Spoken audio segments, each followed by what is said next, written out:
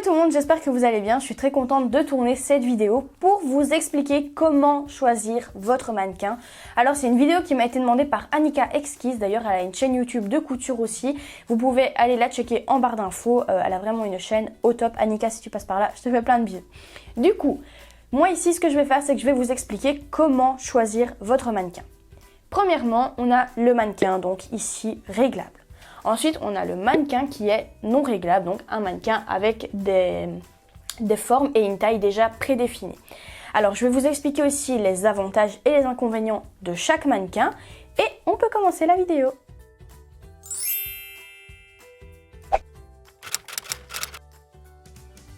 Alors, les avantages de ce mannequin-ci, donc qui est le mannequin non réglable, c'est tout simplement que si vous souhaitez faire du moulage sur buste, eh bien vous allez pouvoir travailler correctement dessus, c'est-à-dire que comme il n'y a pas d'ouverture au milieu devant, au sous-bras, etc., vous allez pouvoir vraiment travailler correctement votre moulage sur buste.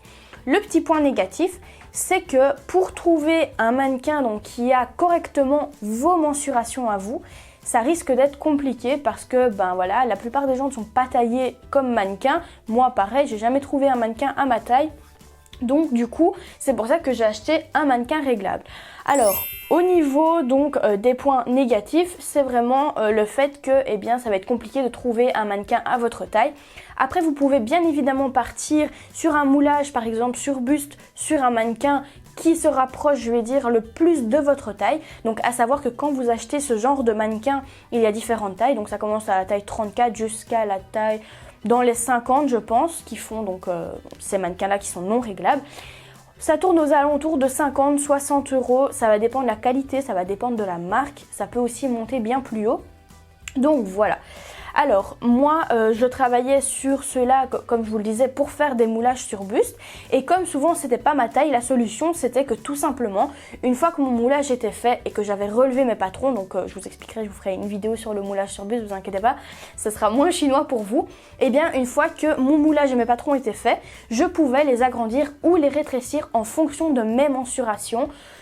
Donc au final, voilà, ça n'a pas vraiment un moulage sur buste directement, on sort les patrons, hop, ils sont faits à notre taille, vu que voilà, ça n'a pas forcément notre taille. Ensuite, je passe au deuxième, donc je vais me retourner vers mon autre ami qui se trouve ici. Donc ici, on est sur le mannequin réglable. C'est celui que vous allez trouver le plus souvent sur internet. Il y a la marque Prime qui les fait, sur Amazon vous pouvez les trouver. De toute façon, je vous mettrai les liens en barre d'infos. Celui-là, je pourrais pas vous mettre le lien parce que c'est ma belle-mère qui l'avait trouvé dans une brocante. Du coup, je sais pas vous mettre le lien. Mais pour ça, je pourrais vous mettre les liens en barre d'infos si ça vous intéresse. Alors du coup, pour celui-ci, on va commencer plus ou moins à 99 euros. Donc vous pouvez en trouver à 99 euros. Donc chez Lidl, il y en a, chez Rascol aussi. Je sais pas si vous connaissez, mais voilà, vous pouvez toujours aller voir sur internet. C'est des sites quand même Rascol, des sites de couture. Du coup. Alors celui-ci, niveau avantage, c'est donc qu'il est réglable et ça c'est vrai que c'est vraiment top quand vous devez faire des essayages. Par exemple, je sais pas moi, vous devez faire une robe pour une cousine et vous ne l'avez pas avec vous tous les jours la cousine parce que voilà, elle travaille ou elle est à l'école.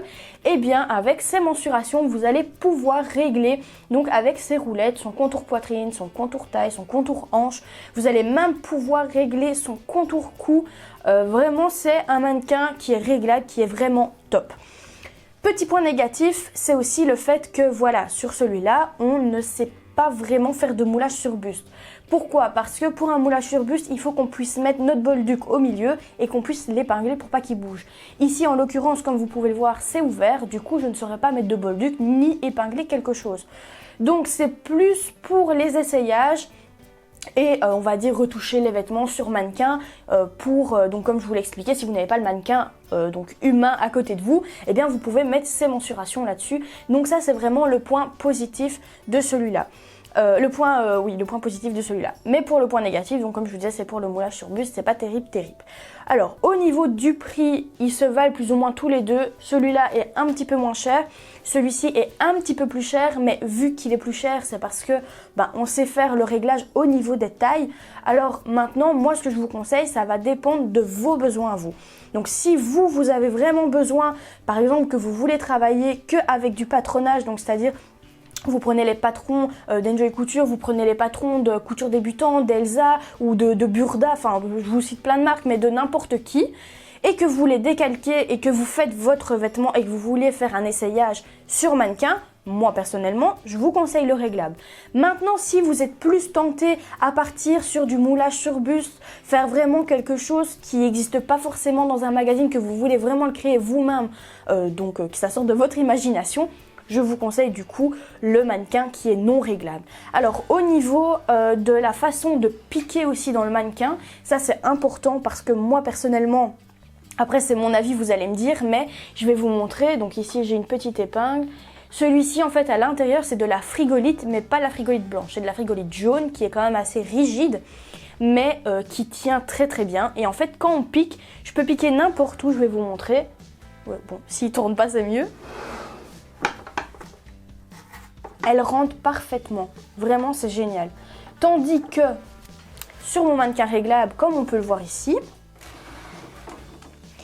on voit qu'il y a une paroi donc en plastique, c'est du plastique. Ce n'est pas de la mousse qu'il y a dedans ou ce n'est pas de la frigolite. Donc je peux pas, vous voyez, je peux pas me permettre de piquer comme ça. Je suis obligée de piquer à la verticale.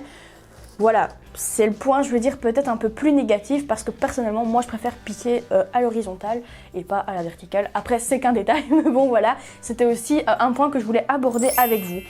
Ah oui, une autre petite chose aussi, c'est que sur celui-ci, ici, je ne sais pas si vous allez le voir, je vais le retirer, hein. Hop. Je casse tout, c'est pas grave, tout va bien. C'est que vous pouvez aussi régler la hauteur de la personne. Donc par exemple, si vous travaillez sur une personne qui est aussi petite que moi, c'est-à-dire moins d'1 mètre ruban, on va pas rentrer dans les détails, eh bien vous allez pouvoir tout simplement desserrer, hop, ici et venir mettre 1m55, 1m53, etc., etc., etc. Tandis qu'avec celui qui est donc non réglable, qui est juste ici, vous n'allez pas savoir travailler comme vous le souhaitez au niveau de la hauteur. C'est la plupart du temps une hauteur fixe. Donc voilà, je vais quand même remettre le mannequin, sinon ça fait un petit peu bazar, hein, même si voilà, je suis un petit peu bazar pour rester poli. Donc voilà. En tout cas, j'espère que cette vidéo vous a plu, que mes explications sur les mannequins, les points positifs et les points négatifs ont pu vous aider sur le choix de votre mannequin à vous, celui qui vous correspondra le mieux. En tout cas, si vous avez encore des questions, comme d'habitude, vous n'hésitez pas à les laisser en commentaire. J'y répondrai avec grand plaisir. Sur ce, je vous remercie vraiment d'avoir suivi cette vidéo jusqu'au bout. Et si ce n'est pas encore fait, abonnez-vous à la chaîne. Moi, je vous fais plein de gros bisous. À bientôt!